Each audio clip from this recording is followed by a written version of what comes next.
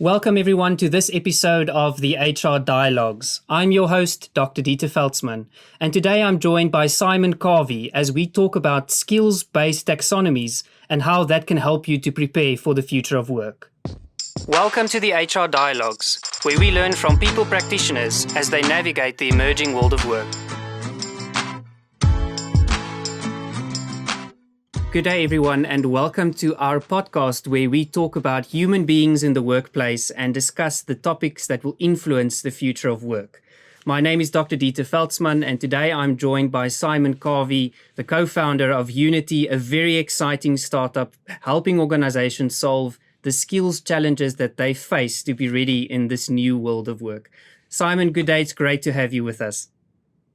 Hi, Dieter. Thank you for having me, and likewise, quite excited to discuss today.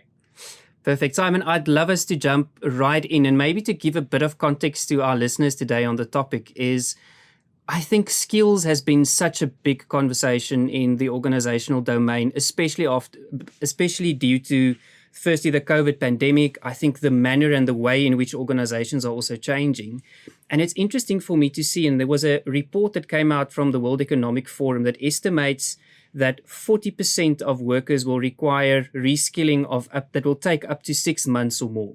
And I think it's such an interesting statistic for us to start thinking about, that organizations are continuously thinking about lifelong learning for their people. How are we going to transition our people towards this future state that we need from a skills point of view? And I also think that jobs are starting to change. And that's something that I would really love to discuss with you today, to see what are you seeing with your clients and what are you seeing in the market. And there was a very impactful quote that I read from an article in HR Dive from Cheryl Estrada that says that skills are becoming the currency of the future. And there's a lot of global initiatives. I know Microsoft, LinkedIn, etc. are extremely involved in various things around being able to think about what does the skills look like in the future and how are we going to make sure that our organizations are ready. Simon, what does Huneety do and what do you focus on with regards to helping organizations have the skills that they require for the future? Thanks a lot, Dieter, for introducing the topic. And we are right into the mission statement of Huneety. Actually, our mission is to bridge the skill gaps between the labor market expectation and the workforce. We know there is a global talent shortage that is happening, and it will only get worse. So that's why we are helping companies to develop a strategy right now. You mentioned skill scarcity and the fact that skills are more and more in demand, and especially soft skills, actually. The answer is quite simple. It's a matter of survival for companies to learn and adapt. And we have seen during the pandemic that companies that thrive and survive are the ones that develop strategies in place to pivot and to learn skills. Just to give you a quick anecdote from one of our clients, actually it's a manufacturer of rebar operating in 25 countries in the world. So they have a big workforce of what we call customer engineers, maintenance technicians. And from one day to another, they could not travel to troubleshoot the machines. So what it happens is that they had to deploy another strategy to service the customers on site. So they had to learn about how to make a training content, right, to troubleshoot per distance. They also had to learn how to design a curricula, and also to learn how to do some video editing and so on. So this is just a quick illustration about that. The pandemic had reversed the game big time. And now we need to learn at a pace that is way quicker than ever. I love that example, Simon, and I think it really puts it into perspective, the challenges that organizations face and how jobs are changing. You know, there's that old saying that we have in HR around, what you hired for in your job description and what you actually do on a day-to-day basis is vastly, vastly, vastly different. I want to take a step back because I think when we talk about skills, there are various interpretations what we are talking about. And, especially when I speak to HR professionals, they use a lot of these terms, competencies, skills, behaviors. They use them interchangeably, and as well as also looking at more traditional concepts such as things like skills taxonomies and skills libraries. Can you give us a bit of insight? When we talk about skills, what are we talking about? Yes. First of all, you said it right. Actually, you can just go on LinkedIn and have 1,000 of opinions about skills, right? And the truth is that the reality is a bit more complex. There are a lot of skills and there is a lot of granularity when it comes to skills. And the skills taxonomy helps you understand the world in which you are living in when it comes to skills. So a skills taxonomy, to put it simple, it's a classification system that hierarchizes your skills and competencies in a way that makes sense to run the business, right? So I know there is a lot of misconceptions about what is a skill, what is a competency, right? So to put it simple, a competency is a combination of skills, abilities, and knowledge to solve a business problem. So if you look at, for example, the competency objection handling, well, you will find some critical thinking skills, communication skills, as well as active listening, right? A skill is a capacity to perform a certain task, right? So skills are more fine-grained, and because they are more fine-grained, they are easily certifiable and measurable as well. So if you look at the example of Adobe Photoshop, for example, right, that's something that you can be trained on, and you can even measure, the skill set level of this specific skill. So we see skills are dynamic, right? We live in a world that is changing fast. The pandemic just showed us that. So we see skills as dynamic. They must be connected to learning and development. They must be connected to KPIs. And they must be assigned to the right positions across the company and to the right people. So skills are not slipping on an Excel sheet anymore. And they must be like agile and easily deployable to people. I want to dive into that a little bit deeper, Simon, because I think a lot of criticism in the skills taxonomy space comes from this fact that, we go through these big exercises in organizations to try and define what do our skills libraries or taxonomies look like. And yet that becomes outdated within a couple of weeks as the business shifts and changes or has to respond to this ever-changing environment. How do we bridge that gap, and what are you and the Huneety team doing to help organizations have relevant skills taxonomies that is also context specific and not so generic that it doesn't really mean anything for them? Exactly. So first of all, whenever you need a skills taxonomy, there is a strategy in front of this. So it's very rare to have a business that says, okay, I want a skills taxonomy for my entire business overnight. The reality is that to start with skills taxonomy, we start with the strategy. So what is the most urgent priority for the business? It can be a digital transformation project. It can be another business unit or another business that the company wants to go for.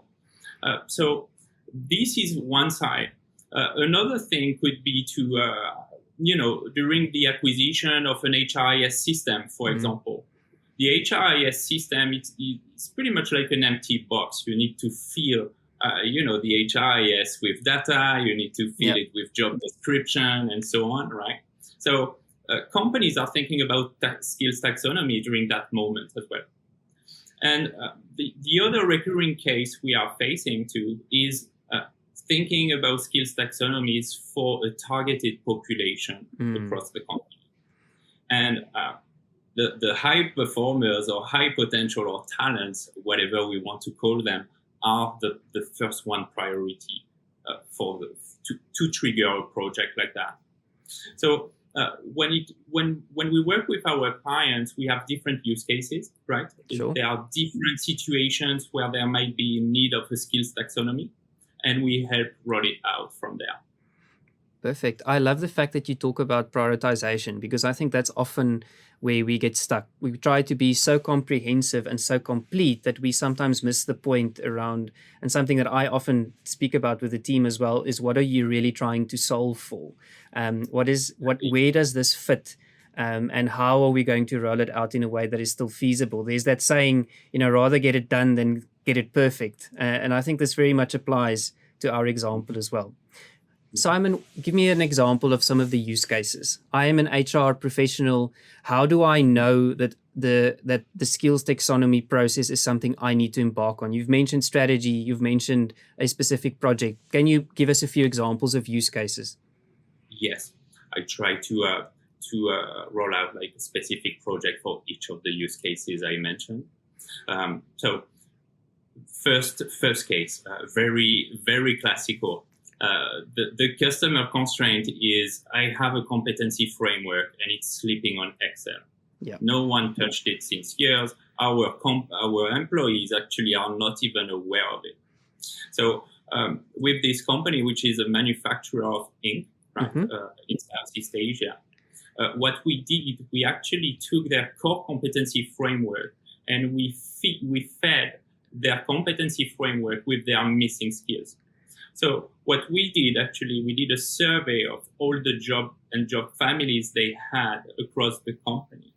So when we start, before delivering skill set, what we need to know is what are the jobs and what are the job families. So actually, you need to start with to draft a job taxonomy first. Yeah. And once this is clear, then we roll out our tool, right? So we use machine learning and AI to aggregate data across job boards. And we are able to know for which specific industry or each specific industry, what are the skills required for each role. We are even able to go deeper and we analyze competitors as well. A bit, as you would say, a bit like a salary survey, right? Sure. So it's the same principle. So we give them their competency framework, right? And skills taxonomy with data from there. And this is just the first step. Once we have done that, then the next step is to make the assessment, right? What are the skills level of Mr. A or Mr. B on the job? And once we have done that, we are able to capture the entire analytics for the workforce, right? So we led this project with this ink manufacturer company across Southeast Asia, and we were actually quite flabbergasted to see, the gaps across job families, and it was really serving as a base to focus the learning and development. One thing that came across as an output is that, we could talk to the employee and said, these are the skills you need to develop to fill your career path. So it's not just providing skills data or skills visualization. It's also working on employee engagement with this skills taxonomy. So at the end of the day, you are able to have a discussion with the employee about skill gaps and what is the action plan or what is the individual development plan that you need to do to cover the gaps. Another use case that we also rolled out is one for another manufacturing company. So it's a packaging company operating all across Southeast Asia. And we actually rolled out a skills taxonomy about their own machines. So this is quite a new thing. We were also, quite surprised to work on this case, and we discovered together with this client. So what we did is that we mapped all the machines and their skill set. So in this way, we can see the machine as a competency group, and we were able to link all the skills related to each machine. And what they are able to do now is to visualize the gaps for each machine in each country, who has the gap and who is the expert as well. So with this company, we really touch the topic of the experts, because we need to leverage those experts to pass knowledge and skills to the others, right? So another benefit of the skills taxonomy is to understand who has the skills expertise across the company. Right? So there are there are other use cases we could talk about, right?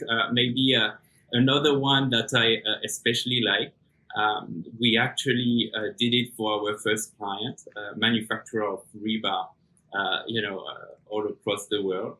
And, when we provide skills data at the beginning, this is just the first step. Like we could name a position and say, okay, these are the top 10 skills that you need. Yeah. But after that, we can look at each other, in the blank of the eye and say, okay, what are we doing now? So in this case, what we did is, the danger that we wanted to avoid is that whenever we deliver skills data, it remains a propriety of HR, and then it's not rolled out to the business. So in this case, what we really learned is that this is serving as a base for a business partner discussion with the business line, right? And that's how we made our tool evolve to have skill set reviews integrated in our own tool and assessment. That's really great. And there's a few things, Simon, that you've mentioned that I think is important for our listeners and for us to dive into a little bit deeper. The first one is the concept of using data, because I think very often our skills taxonomies are not necessarily grounded in industry data, because I think that's where the relevance question comes in, as well as internally in your context, what does this look like? Because I think a criticism we often get is, taxonomies are extremely generic, but you have to balance generic on the one side with relevance, with context. And I think that's very interesting how you go about doing that. Second thing I hear is visibility, is really around, and I think we've often been in a situation where competency frameworks live in the domain of HR only. Nobody is aware of them, and nobody understands as an individual, what can I do to develop myself into that next step or into that next level? And what are these skills that I need to be able to get access to, or to be able to develop at the different levels of proficiency?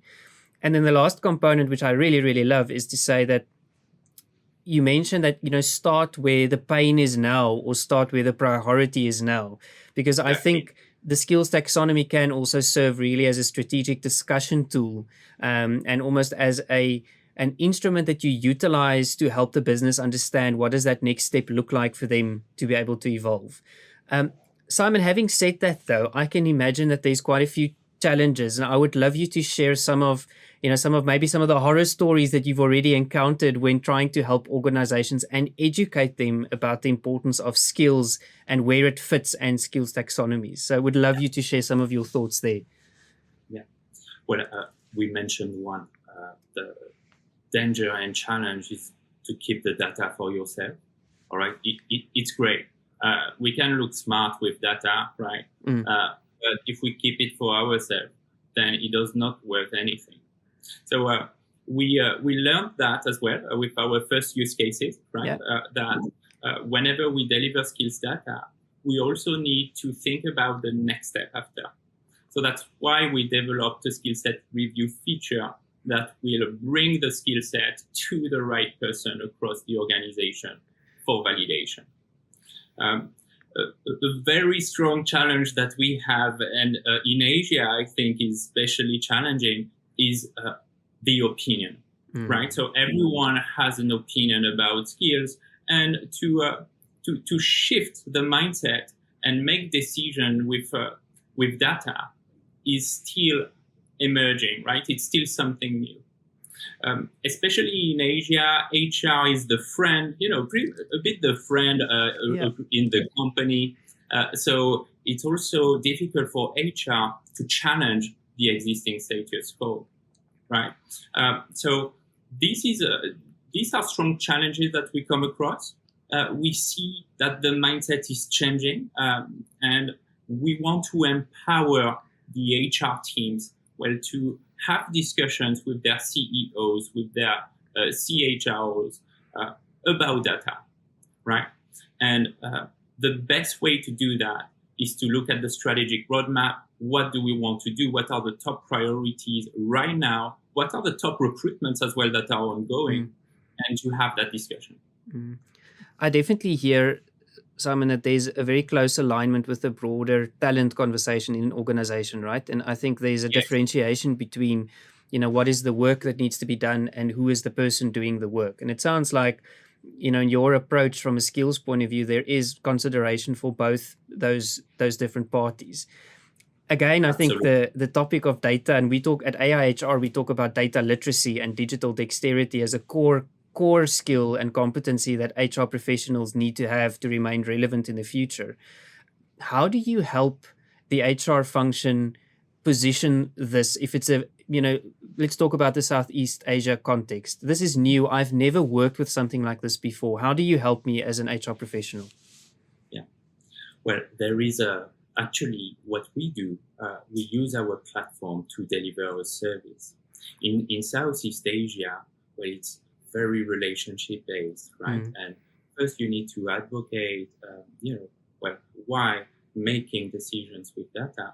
And secondly, you need to follow up also on the implementation too. Right? The business line needs to understand the value of it. So to do that, we actually work with our clients as an extension of their team. So before the project is happening, we spend time to figure out those priorities, right? With the CEO, with the top management, to make sure we can generate buy-in, right? And then we have a case to scale the taxonomy in other areas of the business. But it does not stop there. Whenever we delivered actually the taxonomy and the data, there is a strong support needed as well on the implementation of the IDPs too. So usually, as we said, right, the first step is to have the data. The second step is to know the gaps across the company. So where are the skill gaps? Who have the most skill gaps? Who are the experts, right? So to bridge the gaps, we also support companies and all of our clients to make IDPs to bridge the gaps too. So this is also another area where we need to work very, very closely with the HR, but also with the managers as well. I want to play devil's advocate for a moment, Simon, around individual development plans or IDPs. I think it's always been, and in my own experience, in a lot of organizations, that is also something that gathers dust, that comes out performance management time or performance appraisal time. And then all of a sudden I reflect back and either I don't have an IDP or I don't know where it is, or we haven't actually put anything in place or actioned anything around that. How do you help an organization understand the importance of an IDP? I've bought into it, but I come from an HR background. How do you help the business line see the need to actually drive action through the IDP? And how can we start showcasing to them that it's actually providing value, that that these gaps that we've identified, that they are slowly but surely starting to close? Yeah, it's a very interesting topic. IDPs, when we look at what companies are doing, most of the time are not integrated properly. And even skills, by the way, when you look at the systems of the companies, they may have skills in their systems, but they are not computed in the performance management system.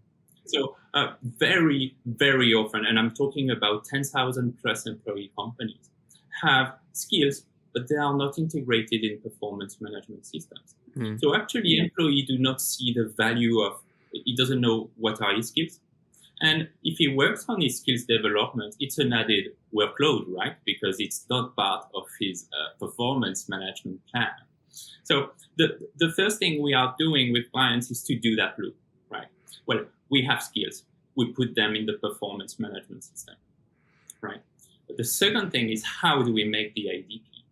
So again, like the traditional perception about IDP is to provide, a learning that is very often very intensive. What we provide when we provide IDPs to our clients is a 70-20-10. I am personally a very die-hard believer of 70-20-10, right? And so we provide action plans that gather successive on-the-job experience assignments, mentoring opportunities, and learnings on the flow of work. How do we make sure they do it? We actually copy-paste the action plan in their main HRIS system. That's how we do it, right? So then we generate buy-in from the employee, because these are the gaps to cover, for example, the career path, right? These are your skills, and this is the action plan, and this is how we are going to monitor the action plan, and this is how you are going to do on the job as well. I hear also, and I think there's been a big shift over the past couple of years around, call it career pathing or career experiences. And I think, the definition of what is a career is also fundamentally changing at the moment, in terms of it's not just a succession of roles, but it's almost a collection of experiences and skill sets over time that you can apply in different contexts. And I think it sounds like, to really get a skills taxonomy to fly in an organization, there has to be the organizational level benefit, and then there has to be the individual level, really seeing how this works for me as an employee. I love the point you make around it has to be integrated into some of your other systems. I think that's something in a lot of large organizations I still speak to today, that they struggle because not everything is in the same place. So it almost takes more time and effort to be able to get the identified skills that we've spoken about in our workforce planning component right down to the granular level of being captured within individual development plans. So I think there's a lot of work as HR professionals we need to do to help the business see the value and make sense of that. Simon, I want to switch gears. I'm a CEO of a large organization. I'm worried about the future. We've spoken about, I know I've got certain skills gaps. Can you give us some examples of the impact that following a process of this nature has had on some of your clients? What has been some of the value that they've seen, and the shifts and the changes that they've seen in how they do business? Well, ROI. Look, there are a lot, and I say a lot of money spent on L&D, just alone. And even more money spent on the acquisition of talent. So when it comes to that discussion with the CEO, actually what we really, when we step back and when we look at it, when we are able to focus on the skill gaps, we prioritize investments on learning, fair and square, in a way that makes sense, and that will generate value for the business, because employees will reach their career path on time, and they will be engaged towards their career path as well. The second thing is to know what skills you know for your business, right? So if you're a CEO, you want to know if you're going to outsource a certain skill set, right? Because you don't have them after we make an assessment, right? This is the second step, is what I'm going to do, right? So I am going to outsource it, or I am going to recruit externally and permanently some talents for it, right? Yeah. Or do I invest in learning? And most of our clients choose that route, like learning and development, to build a competitive and sustainable advantage. I think it's going to be interesting for us to also keep an eye on, talent strategies are changing. I think especially at the moment with, we see gig work, we see hybrid work, workplace strategies.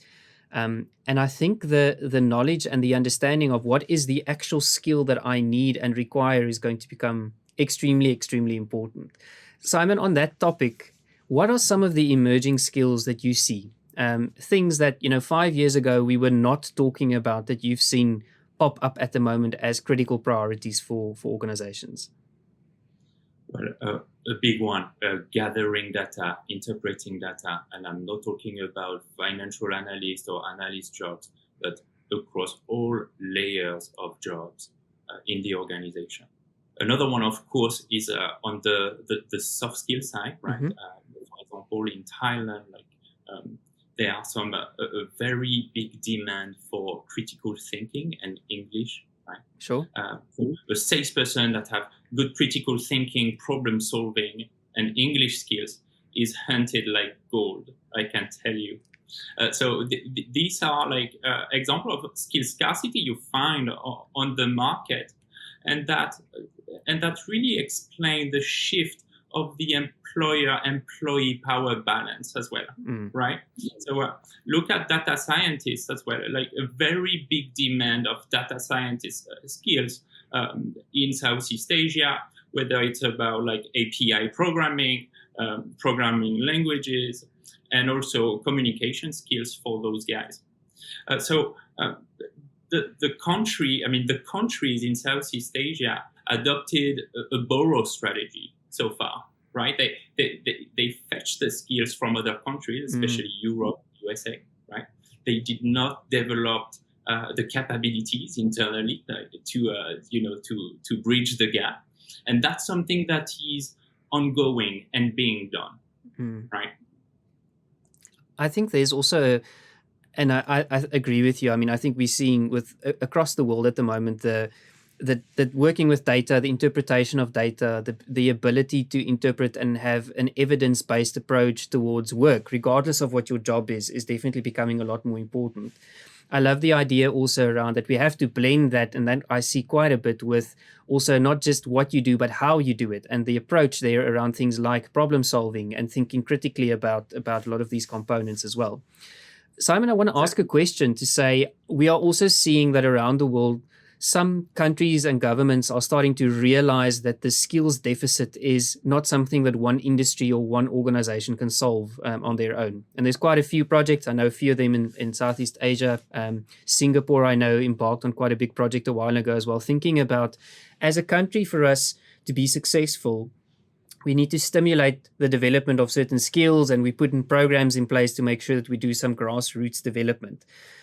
How should HR contribute towards those initiatives? Because we all agree the skills deficit and skills scarcity, it's an unsustainable model, for us to take the 12 data scientists we have and literally just rotate them through the different organizations and companies, and we keep on hunting those same skills, but we're not necessarily broadening that particular pool. So what advice would you give if I'm talking to you at a country level and saying, from a skill set point of view, how do we bridge that on a longer term horizon? We're talking 10, 15, 20 years. How do I do that? And what should I be thinking about as a leader? Yes, that's a very interesting question, Dieter. To me, the answer is investing in soft skills. When it comes to acquisition of talents, that's what you need to look for. Why? Because people with soft skills, first, can rotate more easily. They can move across the organization easily as well. And let's say that these are the ones that get promoted faster as well. So if you're a country and you look at skills, you should first take into account what capability do you need as a country, right? What should you teach at school and in universities? For example, in Thailand, they came to realize that critical thinking skills is actually a big bullet for them, because they have a very big amount of people joining the workforce that do not know how to be independent on the job and that cannot make certain tasks, basic tasks, without supervision. So this is just an example that even at country level, right, you need to look at what the workforce needs, right? So critical thinking is an example, but being able to deal with technology very early on at school and university, obviously, right? How do you prepare your people to the reality of the workforce? That's a very interesting topic. I can tell you that in Southeast Asia, it's just only started. That's why there is a very big gap. And let's say there are pretty much two leagues, like in football, there is a League One, pretty much 5% of the workforce. Well, they are snapping all the jobs. Their pay is 2 to 3 times higher than the normal rate. And then you have the others. And it's true that for them, the development is a bit more time consuming, because we need to work on those fundamentals as well. So my answer is to look at soft skills. Yeah, I love that. I think the blend there is so important, that we have to look at, I want to call it human beings holistically, all right, in terms of both the hard and the softer side. I love the fact also, and I mean, it's something that I know in a lot of countries, the frustration is people get through the education system, and there's various paths and ways of doing that. But when they actually land on the job, we did not breed ready now talent. We bred almost somebody that can enter the workplace and then their development starts. And I know it is a learning curve, but I do think that it needs to start a little bit earlier. Simon, I want to flip the coin. What skills do you see disappearing in the next couple of years? Is there skills that, a couple of years ago, we might have said, this is it. This is the silver bullet that you need to have to be able to be relevant and remain relevant. What are some of those that are disappearing in the current world of work? Yeah, we actually made a survey on sales skills across Southeast Asia. I was very surprised myself to not see some basic skills on prospecting, like cold calling. That is, I don't want to say dying, but not on the high anymore. To reach out customers, there are several ways, including digital selling skills and social media that are, on the other hand, ranking way higher. And there is a big shift from the automation tools and the old, let's say the old ways of making business as well. So I would rank this one because this is, quite practical. Like, we are pushing businesses to really realize that they need to evolve with their sales processes as well. The reporting as well has changed. Yeah. So we see a very big demand on the CRM systems, right? And so this is something that is really picking up big time with automation tools. So these are skills that are picking up and that we should be prepared about. Yeah, I think definitely there's, for me, a strong responding component that we need to almost start building into our own thinking, not just as HR professionals, but I think as individuals in the workplace. You have to become aware of what is happening outside in the world and how the world is changing. And something I've often thought about with a lot of my own teams is to say, I understand that your focus is internally, but what are our customers doing? What is our competition doing? And what is happening at a macro level that we need to take into account? And how do we start building those particular skill sets as well? Simon, from my side, last question really is around, you mentioned earlier, adapt or die for a lot of organizations. Yes. What happens if I don't invest in skills? What happens to me as an organization? And how can I use that as an HR professional to create a sense of urgency for people to invest in skills and understanding skills taxonomies? What would you do? The reality is that the gap is already here. Like, there are, let's say, 5% of the top companies that took the topic, invested massively into it. And there is a very big gap across companies who are leading with skills, and some others that are just discovering the topic. So what I would do if you're just starting, right, is to really have a practical approach. Look at your existing recruitment, right? If these are new openings, like, what do we want to do with them? What is the roadmap? What is the business roadmap for the year and the years to come? And really try to convert those things into practical skills. So what do we need to operate the business? And I'm convinced that the CEO would enjoy this discussion, about skills and business. This is, when we talk about skills and also skills taxonomies, it is not just a topic for right now. It's a topic that involves a strategy, and it's most likely a topic like you need to roll out for the next 2, 3, 5 years minimum, right? So I would be very practical about it. I would get the quick win. So what are the jobs open, right? What are the new vacancies? Because this means we need to generate new business, or we have a skill that is missing and we need to recruit. Or what is the strategy of the company and what is exactly in the roadmap? Perfect, Simon. I think extremely useful advice for anybody listening today. And I think for me to try and summarize what I'm hearing you say, firstly, is we can't ignore the importance of skills, and companies would do so at their own peril.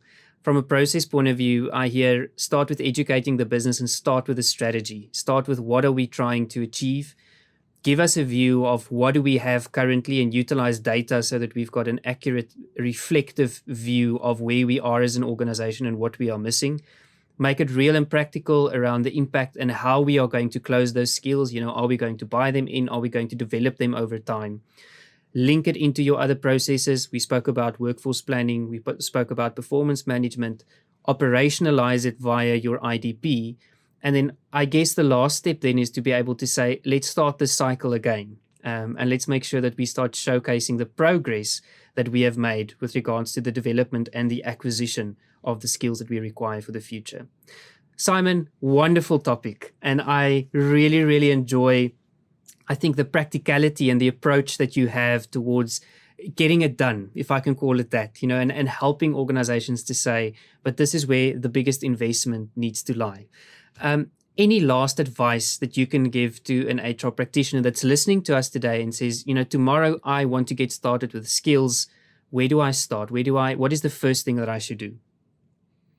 Yeah, I would say, first position yourself as the owner of the topic in the company, because if you don't, no one else will do it, and everyone will be entitled to an opinion.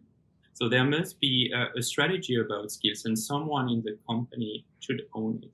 It's quite a good news because, as we just mentioned, it can trigger some very interesting discussions with CEOs. And you are talking about ROI, right? What is the ROI we expect of our learning and also of our recruitment? Because the skills are impacting all these things in HR.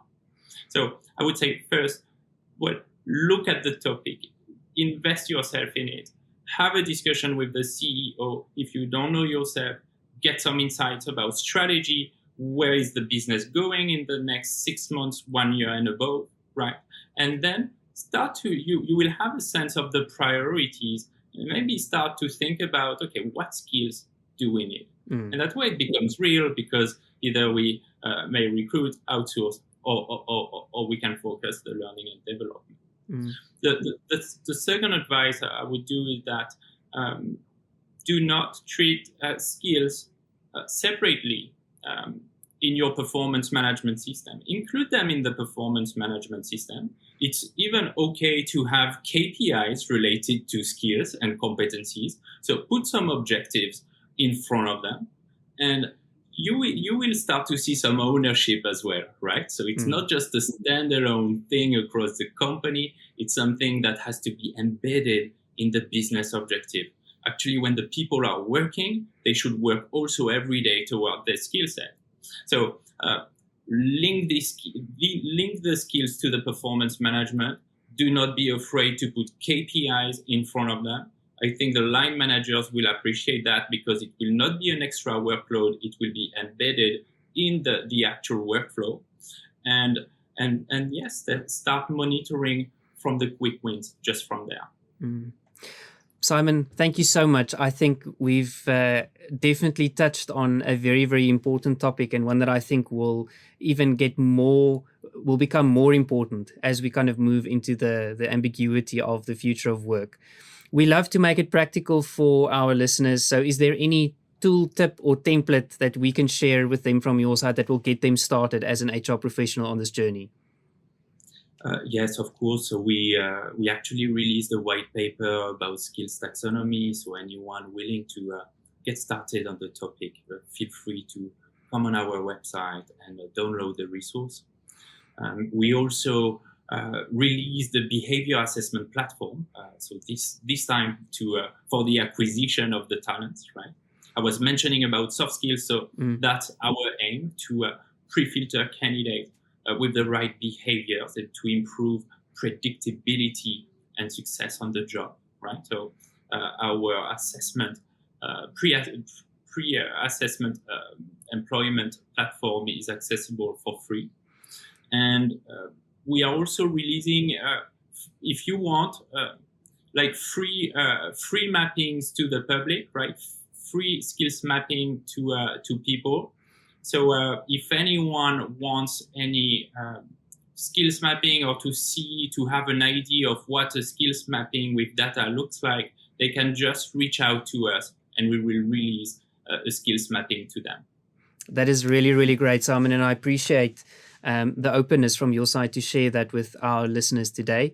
And again, from my side, Simon, a very big thank you. I think a wonderful topic, and I think you're doing excellent work and very, very important work to yourself and the broader Huneety team as well. Any last words from your side before we wrap this up? Thanks a lot, Dieter.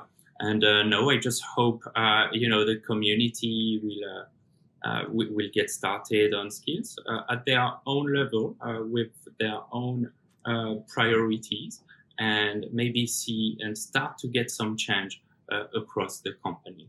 Perfect. Simon, where can our people get hold of you? Is it easiest to follow you on LinkedIn and to follow the work that Huneety is doing there? Exactly. Just follow me on LinkedIn. I'm quite responsive. I usually get back within the next 48 hours. Perfect. Simon, thank you very much. I think a lot for us to think about.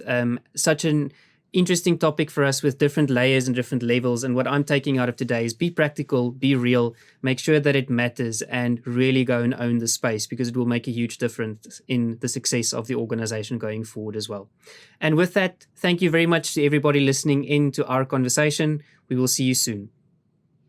Thank you, Dieter.